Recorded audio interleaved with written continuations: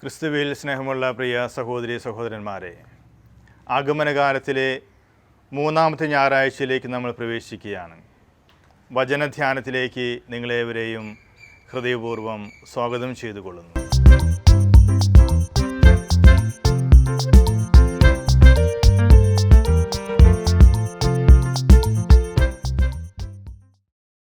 രണ്ടാം ലോക മഹായുദ്ധകാലത്ത് ഹിറ്റ്ലറുടെ കോൺസെൻട്രേഷൻ ക്യാമ്പിൽ അതിക്രൂരമായി പീഡകൾ സഹിച്ച് അതിനെ അതിജീവിച്ച വ്യക്തിയാണ് എഡ്ഡി ജാക്ക്.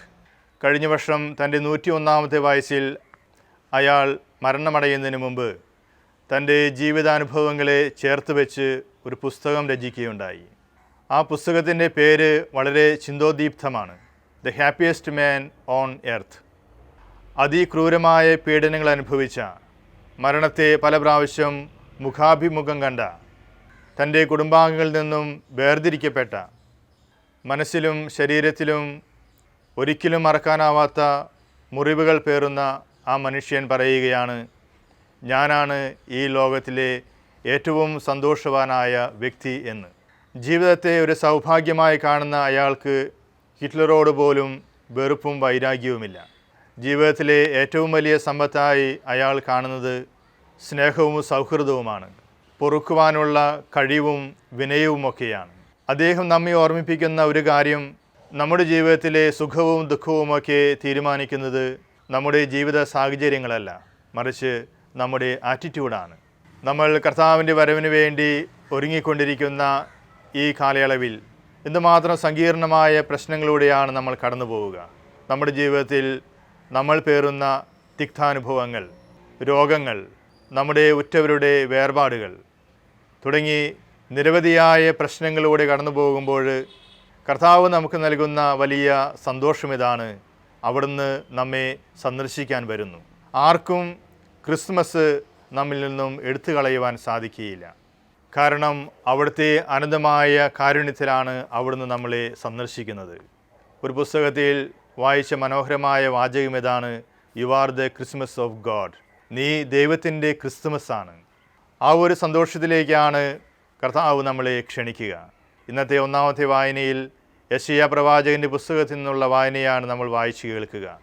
3-ാം യെശയ്യാ എഴുതിയ പുസ്തകം ബാബിലോൺ പ്രവാസത്തിന് ശേഷം ജെറുസലേമിലേക്ക് മടങ്ങി വരുന്ന ഇസ്രായേൽ ജനത്തെക്കുറിച്ചാണ്. ഏകദേശം 70 വർഷങ്ങളോളം അവർ ബാബിലോണിൽ പ്രവാസികളായി കഴിഞ്ഞു. പണ്ട് ജെറുസലേമിൽ നിന്നും പുറപ്പെട്ട വ്യക്തികളെല്ലാം അവിടേക്ക് തിരിച്ചു വരിക. തലമുറകൾ കഴിഞ്ഞു. പുതിയ തലമുറ ജെറുസലേമിനെക്കുറിച്ച് ഒത്തിരിയധികം കാര്യങ്ങൾ കേട്ടിരിക്കുന്നു. ആ സന്തോഷത്തോടുകൂടി അവർ ജെറുസലേമിലേക്ക് തിരിച്ചു ചെല്ലുമ്പോൾ അവർക്ക് ലഭിക്കുന്ന അനുഭവങ്ങൾ തിക്താനുഭവങ്ങളാണ്. ഒറ്റപ്പെടുത്തലുകളുടെയും അവഗണനയുടെയും ഒരു അനുഭവത്തിലൂടെയാണ് അവർ കടന്നു പോവുക. അവരുടെ വീടുകൾ മറ്റുള്ളവർ കൈവശമാക്കി അവരെ ആ ദേശത്ത് നിന്നും അവർ ഓടിക്കുകയാണ്. സിയോൻ എന്ന കുന്നിൽ അവർ അഭയം തേടുന്നു. ഇപ്രകാരമുള്ള ഒരു അവസ്ഥയിൽ അവർ കർത്താവിനെ വിളിച്ച് അപേക്ഷിക്കുന്നുണ്ട്, കർത്താവെ, ആകാശം പിളർന്ന് ഞങ്ങളെ സന്ദർശിക്കാൻ വരണമേ എന്ന്. പിന്നീട് നമ്മൾ കാണുന്നത് ജെറുസലേമിൻ്റെ ഒരു പുതിയ ജനനമായി സിയോൻ മാറുകയാണ്. നമ്മുടെ ജീവിതത്തിൽ നമ്മൾ പ്രത്യാശയോടുകൂടി ദൈവത്തെ നോക്കി കാണുമ്പോൾ, നമ്മൾ പ്രതീക്ഷയോടുകൂടി നമ്മുടെ ജീവിതാനുഭവങ്ങളെ കർത്താവിന് സമർപ്പിച്ചുകൊണ്ട് പ്രാർത്ഥിക്കുമ്പോൾ കർത്താവ് നമ്മളെ സന്ദർശിക്കാൻ വരുന്നു. അവിടുന്ന് നമ്മളെ ശക്തിപ്പെടുത്തും. ഒരു പുതിയ ജീവിതാനുഭവത്തിലേക്ക് അവിടുന്ന് നമ്മളെ നയിക്കും. ഏതു വിധത്തിലുള്ള മനോഭാവത്തോടെ ആയിരിക്കണം നമ്മൾ കർത്താവിനെ കാത്തിരിക്കേണ്ടത് എന്ന് ഇന്നത്തെ 2ാമത്തെ വായനയിലൂടെ വിശുദ്ധ പൗലോസ് അപ്പോസ്തലൻ നമ്മോട് പറയുകയാണ്. യേശുക്രിസ്തുവിൽ നിങ്ങളെ സംബന്ധിച്ചുള്ള ദൈവഹിതം ഇതാണ് എന്ന് പറഞ്ഞുകൊണ്ട് 3 പ്രധാനപ്പെട്ട കാര്യങ്ങൾ പൗലോസ് അപ്പോസ്തലൻ നമ്മളെ പഠിപ്പിക്കുന്നു. നിങ്ങളെപ്പോഴും സന്തോഷത്തോടെ ഇരിക്കുവിൻ, ഇടവിടാതെ പ്രാർത്ഥിക്കുവിൻ, എല്ലാ കാര്യത്തിലും ദൈവത്തിന് കൃതജ്ഞത അർപ്പിക്കുവിൻ. ഈ ഒരു മനോഭാവത്തോടു കൂടി കർത്താവായ യേശുവിൻ്റെ വരവിനെ നമ്മൾക്ക് കാത്തിരിക്കാം. സന്തോഷപൂർവ്വം പ്രാർത്ഥിച്ചുകൊണ്ട് നമ്മുടെ ജീവിതത്തിലെ എല്ലാ സംഭവങ്ങളിലും ദൈവത്തിന് നന്ദി അർപ്പിച്ചുകൊണ്ട് നമ്മൾ കർത്താവിനെ കാത്തിരിക്കാം. തങ്ങളുടെ ജീവിതാനുഭവങ്ങളിൽ യേശുവിനെ കണ്ടുമുട്ടുമ്പോൾ സന്തോഷം അനുഭവിക്കുന്ന അനേകം വ്യക്തികളെ സുവിശേഷത്തിൽ നമുക്ക് കാണാൻ സാധിക്കും. തൻ്റെ ഏകമകൻ നഷ്ടപ്പെട്ട വിധവയെ കർത്താവ് സന്ദർശിക്കുന്നുണ്ട്. രക്തസ്രാവക്കാരി സ്ത്രീയെ അവിടുന്ന് സൗഖ്യപ്പെടുത്തുന്നുണ്ട്. തൻ്റെ മകളുടെ രോഗസൗഖ്യത്തിനായി കരഞ്ഞു പ്രാർത്ഥിക്കുന്ന ഒരു പിതാവിനെ അവിടുന്ന് സാന്ത്വനപ്പെടുത്തുന്നുണ്ട്. ഇപ്രകാരം എത്രയോ വ്യക്തികളാണ് കർത്താവിൻ്റെ സാന്നിധ്യത്തിൽ ആനന്ദം അനുഭവിക്കുക. നമ്മുടെ ജീവിതാവസ്ഥകളെയും കർത്താവിൻ്റെ കരങ്ങളിൽ സമർപ്പിച്ചുകൊണ്ട് നമ്മളെ സന്ദർശിക്കാൻ വരുന്ന യേശുവിൻ്റെ പക്കലേക്ക് നമ്മളെ തന്നെ വിട്ടുകൊടുത്തുകൊണ്ട് നമുക്ക് ജീവിക്കാൻ പരിശ്രമിക്കാം. ക്രിസ്മസ് ദൈവത്തിൻ്റെ വലിയൊരു ദാനമാണ്. എന്നാൽ ആ ദാനം സ്വീകരിക്കുവാനായിട്ട് നമ്മൾ ഒരുങ്ങിയിരിക്കണം. എപ്രകാരമായിരിക്കണം നമ്മൾ ഒരുങ്ങിയിരിക്കേണ്ടത് എന്നാണ് ഇന്നത്തെ സുവിശേഷ ഭാഗത്തിലൂടെ വിശുദ്ധ സ്നാപക യോഹന്നാൻ്റെ ജീവിതത്തിലൂടെ കർത്താവ് നമ്മളെ പഠിപ്പിക്കുക.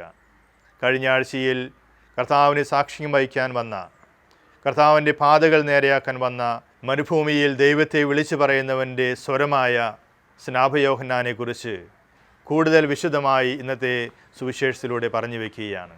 നീ ആരാണ് എന്ന് ചോദിക്കുവാനായിട്ട് സ്നാപക യോഹന്നാൻ്റെ അടുക്കിലേക്ക് ആളുകൾ വരുന്നുണ്ട്.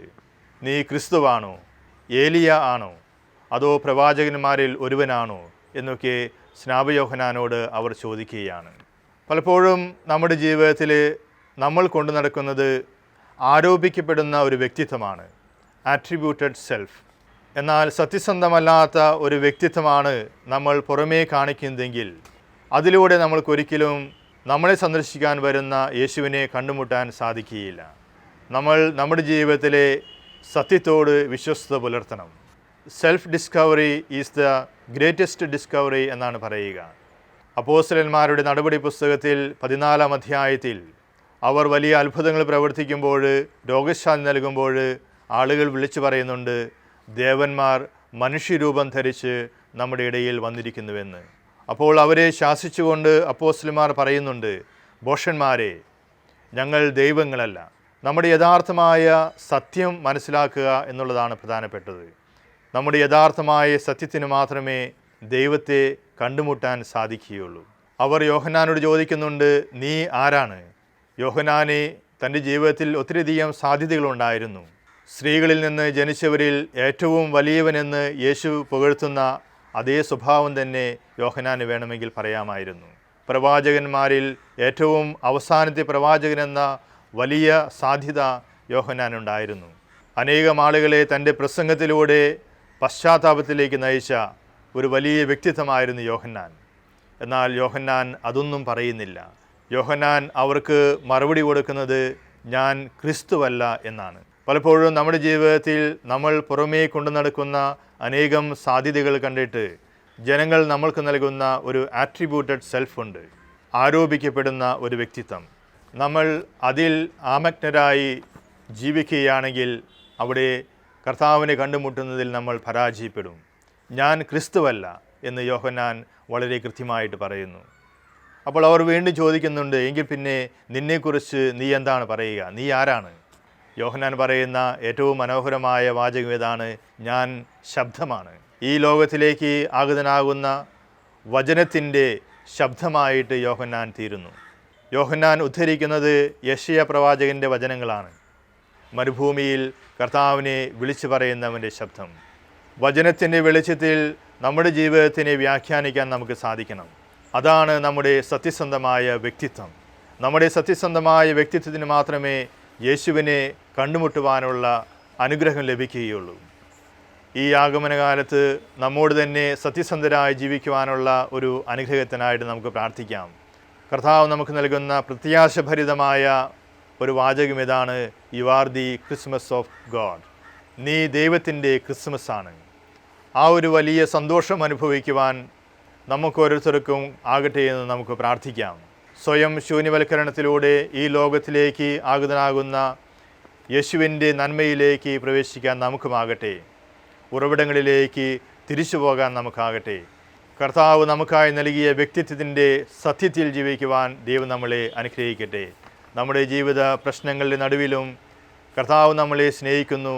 അവിടുന്ന് നമ്മുടെ ജീവിതത്തിലേക്ക് വരുന്നു, നമ്മളുടെ ജീവിതത്തിന് സന്തോഷം പകരുന്നു എന്ന വലിയ പ്രതീക്ഷയോടെ, പ്രത്യാശയോടുകൂടി ജീവിക്കുവാൻ ദൈവം നമ്മളെ അനുഗ്രഹിക്കട്ടെ. ആമേൻ.